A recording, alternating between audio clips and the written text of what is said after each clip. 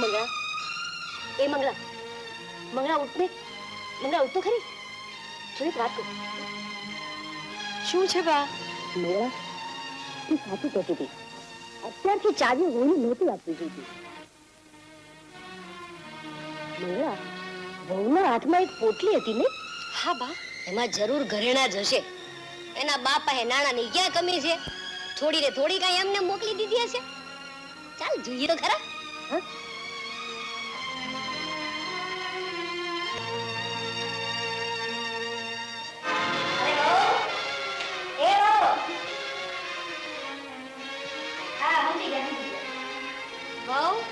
પેલી ચાવીઓ જરા પાછી આપો તો. હા ભાભી, પિયરથી કર્યાવર શું લાવ્યા છો એ તો દેખાડો.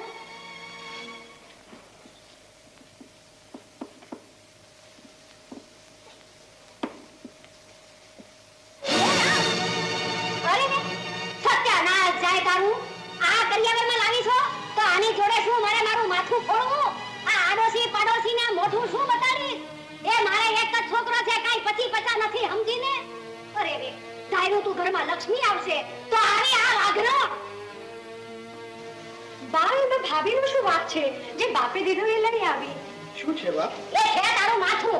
એ મને શું પૂછે છે? એ પૂછ તારી આ સાવળીનાને. ખાલી હાથે આલી આવી છે, જાણે બાપનો બગીચો હોય એમ ફરવા. ને આવતાની સાથે જ ઘરની માલિક બની ગઈ. બા, તને શું થઈ ગયું? તું તો કહેતી હતી કે મને બહુ જોઈએ, કરિયાવર નહીં. અરે હું તો ગમે એ કહું, પણ એના બાપને કઈ લાજ શરમ જેવું હોય કે નહીં? મોકલી દીધી છોકરીને ઉઘાડી પુઘાડી. વાત કર બા. શું મારી સામે બોલે છે? 25 વર્ષ સુધી મેં તને પાળી પોષીને મોટો કર્યો અને આજે આ એક જ રાતમાં તારી થઈ ગઈ અને હું પારકી થઈ ગઈ. દીકરા, બા, હું તો પહેલેથી જ કહેતી હતી એ ગામની છોકરીઓ જાદુગરની છે, જાદુગરની. ને ભાભી માટે તો મેં જાત જાતનું સાંભળ્યું છે. ચૂપ કર મંગળા. ચાલ બા. હું તમને પગે લાગુ છું. બા અને મોટી બેનના મનને દુઃખ લાગે એવું કાંઈ ન કહેતા.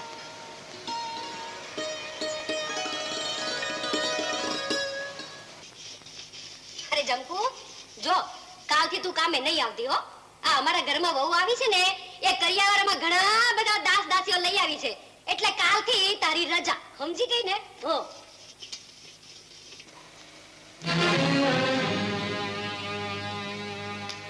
એ ભગતડી, આ મંદિર નથી, ઘર છે, ઘર, સમજીને? હવાના પોરમાં પૂજા કરવા બેસી ગઈ, ત્યાં ઘરના કામ કોણ કરશે? આ વાહણ માંજવાના છે, લુગડા ધોવાના છે, પાણી ભરવાનું છે, ઝાડુ કાઢવાનું છે, આ બધું કોણ કરશે? તારો બાપ. ચાલ, બધા કામ પતાવીને જલ્દી તૈયાર થઈ જા, મોહનજીને ત્યાં જવાનું છે. શું કહ્યું બા? તું અને માન ને ત્યાં? તું તો કહેતી હતી મન માં ઉતારો ને પાખંડી છે. તે મારા કહેવાથી શું વળે? જો ભાઈ, આ ગામમાં રહેવું હોય ને તો ગામના રીત રિવાજ માનવા પડે, સમજી ગયો ને? આ ગામની દરેકે દરેક વહુ પહેલે જ દિવસે મહંતજીના દર્શન કરે છે અને આશીર્વાદ લે છે, સમજી ગયો?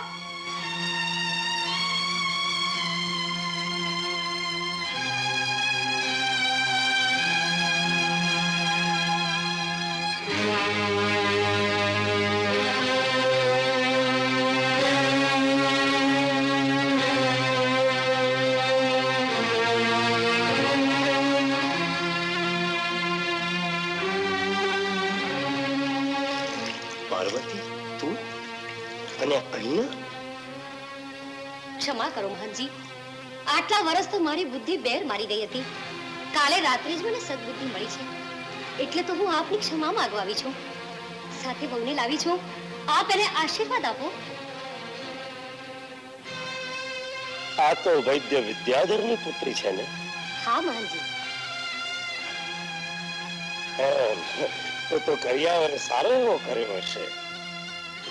અરે રે, શું વાત કરું મહંતજી, હું તો ગામમાં કોઈને મોઢું બતાવવા જેવી નથી રહી.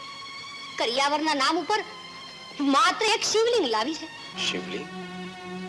બહુ તને ખબર પડવી જોઈએ કે આ ગામમાં માત્ર મહાકાળીની જ પૂજા થાય છે.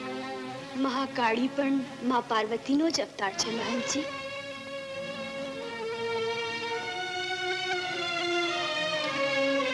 ક્ષમા કરજો મહંતજી, જે ગંગા જળથી મારા ભોળાનાથના ચરણો ધોવાય, મારે માટે તો એ જ ચરણામૃત છે. પાર્વતી, તારી વહુ બહુ જ અજ્ઞાની છે. હું જોઈ રહ્યો છું કે તારા ઘર ઉપર એક કાળી છાયા ભમી રહી છે. અશુભ, અપશુકન. કહી દે તારી વહુને કે રોજ અહીંયા આવીને સેવા કરે, નહીતર તારા ઘરમાં 2 નહીં 3 વિધવાઓ થશે. અકાળે મૃત્યુ, મહાકાળી. શાંત મહંતજી, શાંત. અમારા પર દયા કરો. હું આપને વચન આપું છું, કાલથી મારી વહુ રોજ આપની સેવા કરવા આવશે. રોજ આવશે મહંતજી.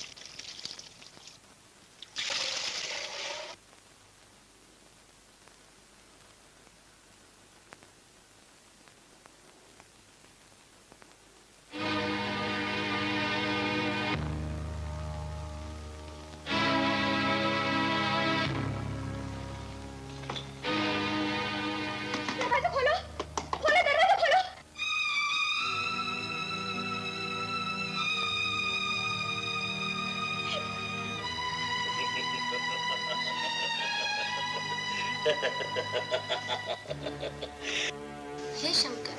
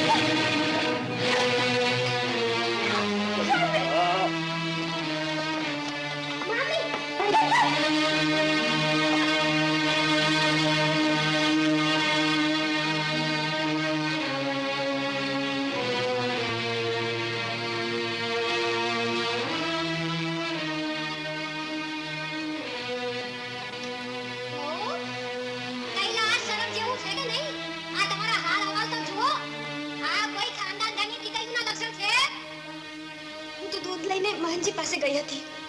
એ બહુ જ ખરાબ માણસ છે બા. હા નાની માં, ये બહુ બદમાશ છે. મને તાટિયા તોડી નાખીશ. ચૂપ રહે. બહુ બકબક કરવા લાગ્યો છે આજકાલ. ચાલ.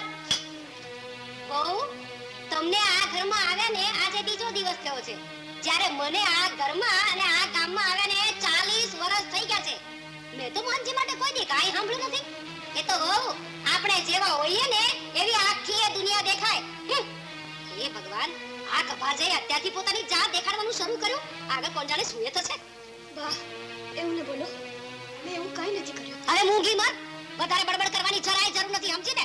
જા તારું કામ કર. રામ રામ રામ રામ. શું જમાનો આવ્યો છે બાકી.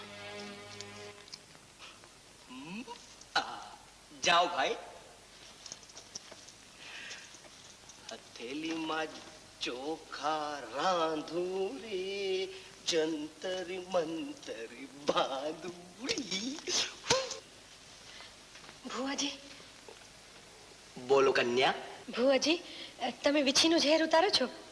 હા કન્યા, વીછીનું, સાપનું, દિલનું, કડવી વાણીનું બધાનું જ ઝેર ઉતારું છું.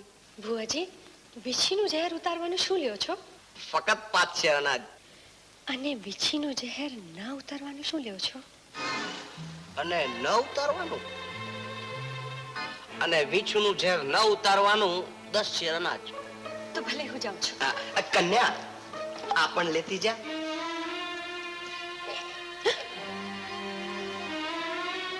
આભાર.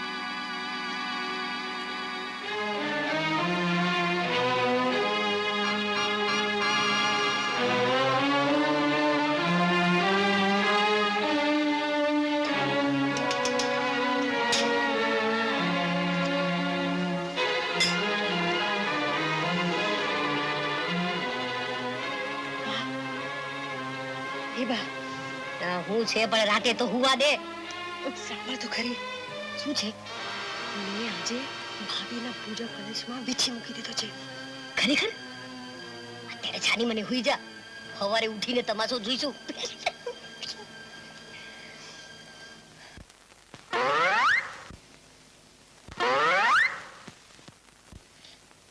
જો સમય પર શંકર ના આવી પહોંચ્યો હોત તો મારે કુએ પડવાનો સમય આવત. ગંગા, તારા પર આંખ ઉઠવનારની આંખ ના ફોડું તો મારું નામ મંગલ નહીં. આજે કાં તો મહંત નહીં, કાં તો મંગલ નહીં. ના સ્વામી, એવું ન કરતા. મહંત બહુ જ ખરાબ માણસ છે. યાદ રાખજો, મારો સૌભાગ્ય તમારા હાથ છે. તમને મારા સમજે એને ઊની આજ પણ ના આવવા દેતા. તું ઠીક કહે છે ગંગા.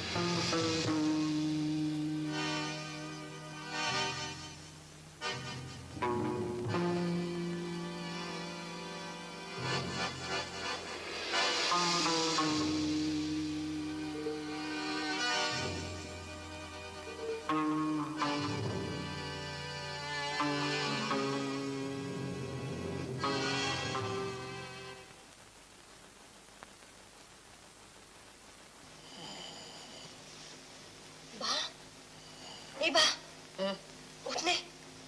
શું છે? વીછી. અરે હા, વીછી.